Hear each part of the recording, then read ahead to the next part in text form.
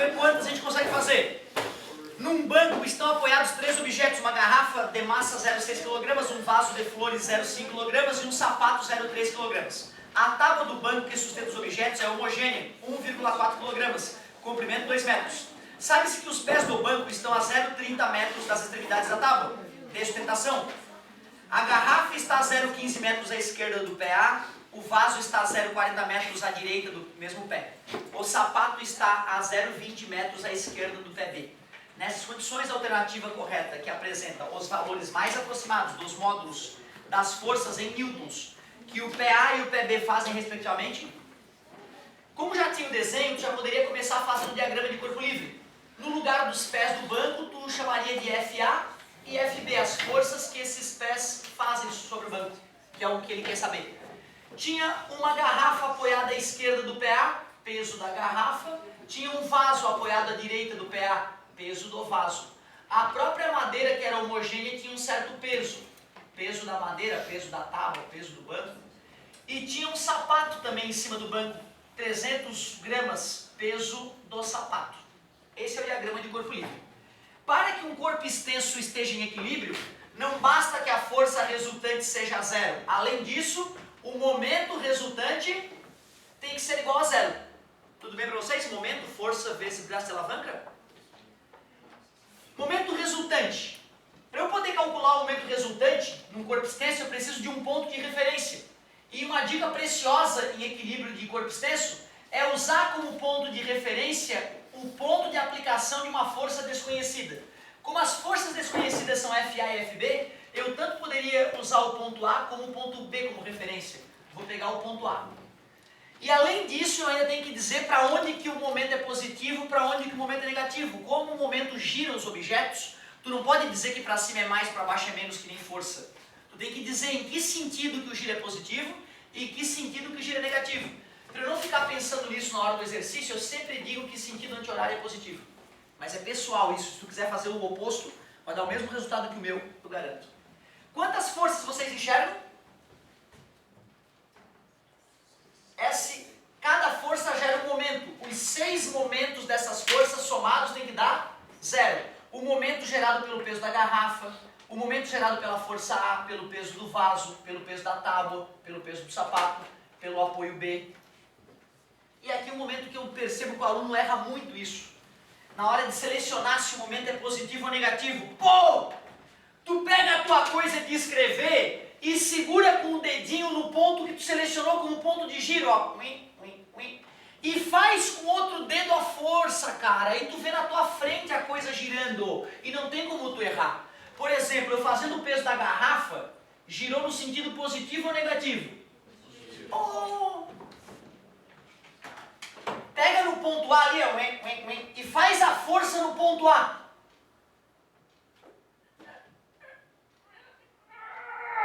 Não gira! Porra, por que não estava girando? Meu Deus, eu não sei se é mais ou menos, ó, pai. Não sei, cara. Ponto de giro faz o peso do vaso. Faz o peso da tábua, faz o peso do sapato. Faz a força FB. Tudo bem para vocês? Então se tu fizer isso, tu pegar a coisa de escrever e fizer na hora, é impossível tu errar se o momento é positivo ou negativo. É só não ter preguiça e vergonha de fazer isso. O que é momento? É força vezes distância. Peso da garrafa vezes braço de alavanca, mais ou menos força A vezes braço de alavanca, menos peso do vaso, braço de alavanca, peso da tábua, braço de alavanca do peso da tábua, peso do sapato, braço de alavanca, força B, braço de alavanca da força B igual a 0. Peso da garrafa. Peso é M vezes G, né? Então vai ficar gostoso, que é só multiplicar por 10. A garrafa tinha 0,6 kg vezes 10, 6 newtons. E o enunciado falava que a garrafa estava a 0,15 à esquerda do PA. Então o braço de alavanca é 0,15. Mais ou menos, força A, eu não conheço. Braço de alavanca, a distância de aplicação da força A até o ponto A. 0, era por isso que não estava girando, safadinha. Menos. O vaso tinha meio quilo, 0,5 vezes 10, 5 newtons. E ele estava a 0,40 metros à direita do apoio. 0,4 ou 0,40. Peso da tábua, 0,4 kg vezes 10, 14 newtons. Braço de alavanca, ou seja, distância entre o ponto A e o peso. A tábua tem 2 metros, como ela é homogênea, o peso está bem no meio, 1 metro. Menos esse 0,3, que era a distância da extremidade até o pé, obrigado, 0,7. Peso do sapato, 0,3 kg vezes 10, 3. Braço de alavanca. Aqui tem 0,3, aqui tem 0,3, então dá 1,4 metros entre os apoios. Como ele falava que o sapato estava a 0,2 metros, 1,4 menos 0,2, 1,2. Mais FB e a distância entre os apoios, 1,4 metros, né? Certo? Era 2 metros menos 0,3 menos 0,3. Acabou a física, agora é só matemática básica. 6 vezes 15 é 90, dá 0,9. Zerou, menos 2. 28 vai 2, 7, 8, 9, menos 9,8, menos 3,6, mais 1,4 FB igual a 0. 1,4 FB é igual. Esse com esse dá menos 8,9, menos 10,9 com 3,6, menos 14,5. E menos passa mais. Então a força B ficou 14,5 dividido por 1,4. E se o cara não dá fé na divisão, ele erra essa divisão, palavra de honra. Igual as casas, elimina a vírgula, dá 1, 14, sobra 0, abaixo 5, não dá. 0, vírgula, muito perigoso quando tem o 0 antes da vírgula, muita gente erra isso. 3, 42, né? Aproximadamente 10,3 newtons, como só tinha um resultado que tinha esse alternativa, né? Já dava para responder. Para calcular a força FA, eu escreveria que a força resultante é 0 e que para cima é mais. Aí a FA mais a FB, menos o peso da garrafa, menos o peso do vaso, menos o peso da tábua, menos o peso do sapato, igual a 0. Tu sabia tudo, menos o FA. E aí tu poderia calcular que o FA dava aproximadamente 17,6. Confirmando a letra D. Para mim era a questão mais trabalhosa da prova. Mais trabalhosa. Muito número, se o cara está nervoso, ele se perde 2 toques ali. Então é uma questão bonitinha. Continuando. Um motoqueiro, questão 30 agora. O motoqueiro suicida resolveu saltar no espaço de 30 metros de uma ponte que desmoronou. Acontece todo dia.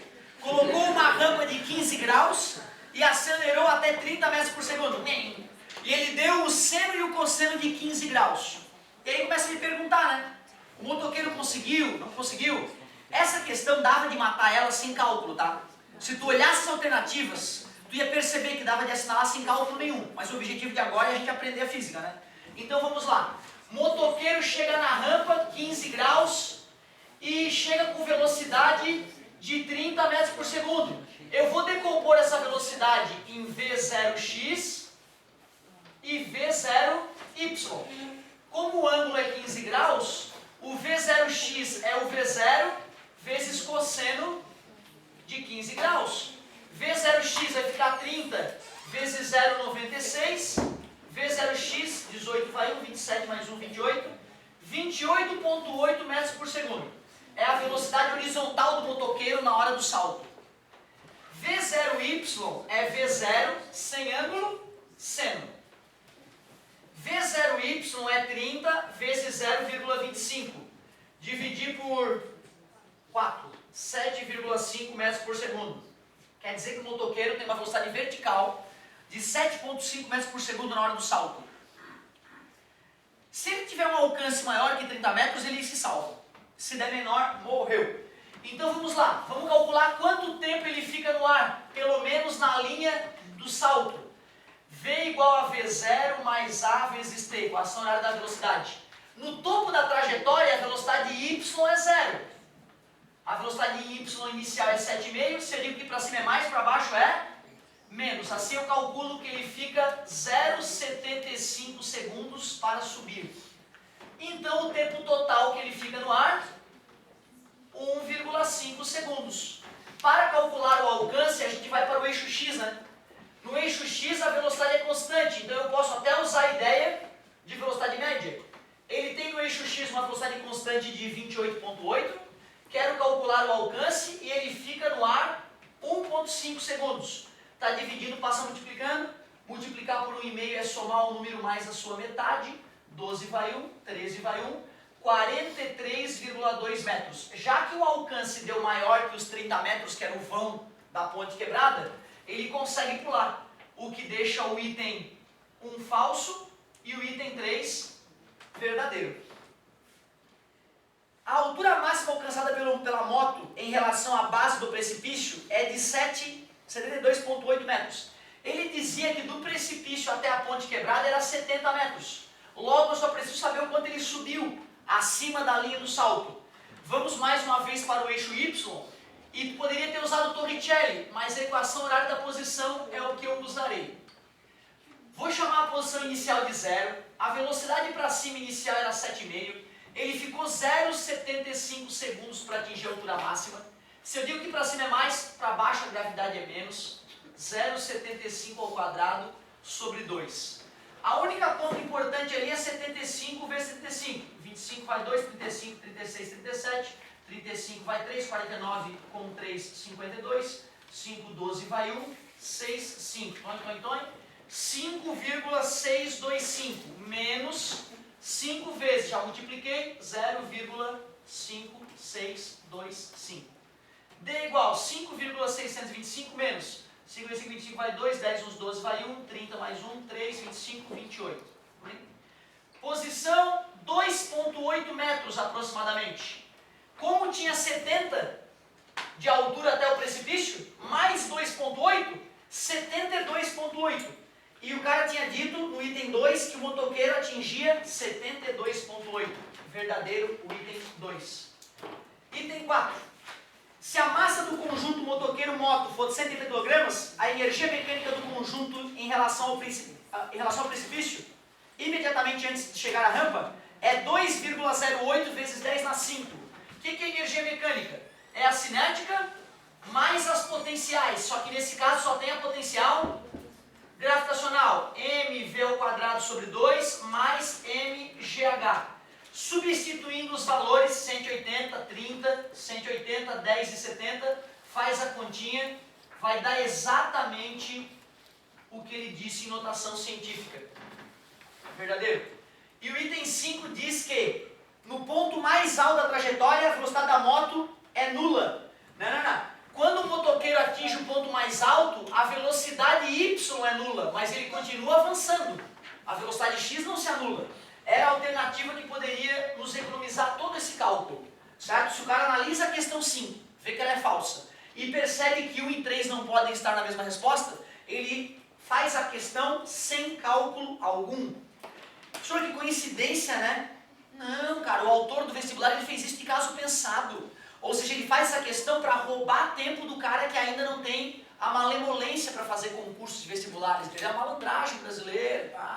Então tem que ser malandro. Eu não te ensino malandragem, eu te ensino física. Certo? A malandragem é, né, o todo de certa equipe. Volta e meia o professor dá uma dicasinha. Às vezes eu dou uma dica. Mas tem que ter bagagem também, né, para começar a ficar malandro. Eu ficava achando cabelo em ovo toda hora nas questões. Essa questão está errada, isso é um absurdo. Eu sempre achava que a questão estava fisicamente errada. Então era um problema, né, um dos meus defeitos aí nos concursos de vestibulares. 2, 3 e 4 estão corretas. Letra B. Era para ser tão trabalhosa quanto a primeira, mas como tinha a opção de resolver ela sem fazer os cálculos, né, ela acabava se tornando uma questão mais tranquila. É comum em festas de final do ano, comemoração com abertura de champanhe. As pessoas balançam a garrafa de cima para baixo e vice-versa, a fim de aumentar a pressão dos gases em seu interior, para que possam pressionar a rolha com força suficiente a ponto de vencer a força de atrito que mantém a rolha presa na boca da garrafa. Considere uma garrafa de champanhe hipotética com o diâmetro da boca mostrado na figura a seguir. Sabe-se que o coeficiente de atrito entre a rolha e a parede interna é 0,5 e que na eminência da saída da rolha a pressão dos gases é 5 atmosferas, 5 vezes 10 na 5 Newton por metro quadrado. A alternativa correta, que apresenta o valor mais próximo do módulo da força de compressão normal em newtons entre a rolha e a parede interna da boca da garrafa é... Peraí. O cara me deu a pressão e me deu elementos para calcular a área do gargalo. Dá para descobrir qual é a força que atua na rolha, oriunda dos gases. A pressão é 5 vezes 10 na 5. A força eu quero descobrir. E a área de uma circunferência? Π R ao quadrado. E ele deu o diâmetro, que é 2 vezes 10 na menos 2. Logo o raio é 1 vezes 10 na menos 2. Ou só 10 na menos 2. 5 vezes 10 na 5 vezes π vezes 10 na menos 4 é igual a F. F é igual 10 vezes 5, 50 π. 50 π newtons, a força que está atuando na rolha oriunda dos gases. Mas por que essa rolha ainda não saltou? Essa rolha não saltou porque tem atrito segurando ela, de acordo com o enunciado. E força de atrito é μ vezes a normal. O atrito mínimo para segurar a rolha, 50 π. Coeficiente de atrito, 0,5. A normal, então, dividir por 0,5 é o mesmo que multiplicar por 2, 100 π newtons. 100 vezes 3,14, 314 newtons. Essa estava bem light, duas formulazinhas, né? Pressão e força de atrito. Era a letra C. Letra C. Questão 32. Questão 32. Terapia com aerosol está sendo usada cada vez mais, recomendada por pediatras, para tratar problemas associados à inflamação do trato respiratório, uma vez que, através do processo de nebulização, produção de gotículas minúsculas, ela permite a administração direcionada de medicamento. Ao pressionar um aerosol, o medicamento em forma de gás sai.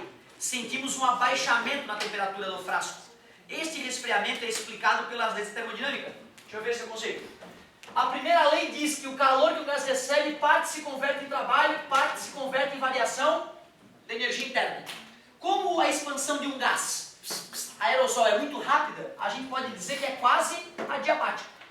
E como o gás se expande, ele realiza um trabalho positivo, né? Um número positivo passa para o outro lado, mostrando então que a energia para ele se expandir veio da energia cinética de suas moléculas. Certo? É isso que explica o abaixamento da temperatura ao usar, por exemplo, desodorante aerosol ou qualquer coisa aerosol, né? Como as bombinhas para asma. Letra A. O gás sofre uma expansão rápida, adiabática. Ao realizar o trabalho para se expandir, gasta sua energia interna abaixando sua temperatura. Bingo! Por humildade, ao apertarmos a válvula, é realizado um trabalho sobre o gás. Não, pelo amor de Deus, tu apertou um botãozinho para abrir a garrafinha, não é para espremer o gás lá dentro. A temperatura de um gás está relacionada ao número de moléculas que possui. Abrindo a válvula e perdendo moléculas, o gás perde também temperatura. Peraí, eu posso ter um gás com 2 moléculas com a temperatura maior do que um gás com 1 trilhão de moléculas. Então não é o número de moléculas, a gente não conta as moléculas para saber a temperatura. Nossa, como tu está febril, quantas moléculas tu tem. Não existe isso. Letra D. A abertura da válvula permite a troca de calor com o ambiente. Não, o fenômeno é muito rápido para ter troca de calor. Expansão de gás ocorrendo rapidamente é considerada adiabática. Ficamos de fato com a letra A da 32. 33. Em um consultório oftalmológico são observados 2 irmãos gêmeos idênticos, X e Y, com apenas uma diferença. Um deles é míope e o outro é hipermétrico. E estavam lá os meninos, que bonitinhos. Um deles está usando óculos e o olhinho do cara fica pequenininho. É o irmão X. O outro deles está usando óculos também, só que fica com os olhos grandão. É o irmão Y. Beleza? O irmão X está usando uma lente divergente, virtual, menor e direita, a imagem. Lente divergente é para curar a miopia. O cara que tem globo ocular alongado, né? O olho, quando a luz entra no olho, tem distância demais até atingir a retina, os raios de luz acabam convergindo demais. Eu boto uma lente na frente do olho do cara para afastar os raios de luz e ele poder enxergar bem. Esse cara é míope e ele está usando lente divergente. Em contrapartida, o cara ficou com o olho grande, está usando uma lente convergente e ele tem hipermetropia. Certo? Essa questão aí é questão famosa de vestibular. Eu lembro de já ter caído caveirinha de vestibular de medicina, Não sei qual é o vestibular que tem uma caveirinha como o mascote da galera. E aí eles botaram a caveirinha sem óculos e a caveirinha com óculos. E aconteceu o mesmo fenômeno. Perguntavam a partir da observação da figura, né, qual era a doença da caveirinha. Vamos ver. O irmão X tem miopia e usa lentes divergentes. O irmão Y tem hipermetropia, usa lentes convergentes. A também. Isso foi a questão 33. Vamos de questão 34 agora. Em um laboratório de análises clínicas é aquecido sem que haja mudança de estado 1 kg de água com um rabo quente. Opa! Um resistor de 5,6 ohms de resistência elétrica, percorrido por uma corrente elétrica de 5 amperes durante 10 minutos, 600 segundos. Usando o calor específico da água como 1 caloria por grau Celsius e 1 caloria igual a 4,2 joules, considere que toda a energia fornecida pelo rabo quente seja utilizada para aquecer água. Tem um nome mais bonito, né? É ebulidor. A alternativa correta que apresenta em graus Celsius a elevação da temperatura da água nessas condições é... Primeiro vamos calcular a potência, né? A potência elétrica do rabo quente. Como ele me falou a resistência e a corrente elétrica, eu posso achar a tensão. A resistência é 5,6, a corrente é 5, o que dá 28 volts. Como eu tenho 28 volts e uma corrente de 5, eu tenho 140 watts de potência. Professor, não era mais fácil usar U vezes I ao quadrado? Ah, não sei, pode ser. Potência é energia com o passar do... Se eu tenho a potência e quero saber que energia foi jogada para a água nesses 600 segundos, está dividindo, passa 6 vezes 4, 24 vai 2, 6, 7, 8. 84 mil joules foram jogados para a água. Para eu saber o quanto a água vai aquecer, eu tenho que ir para a calorimetria. E calorimetria trabalha com caloria.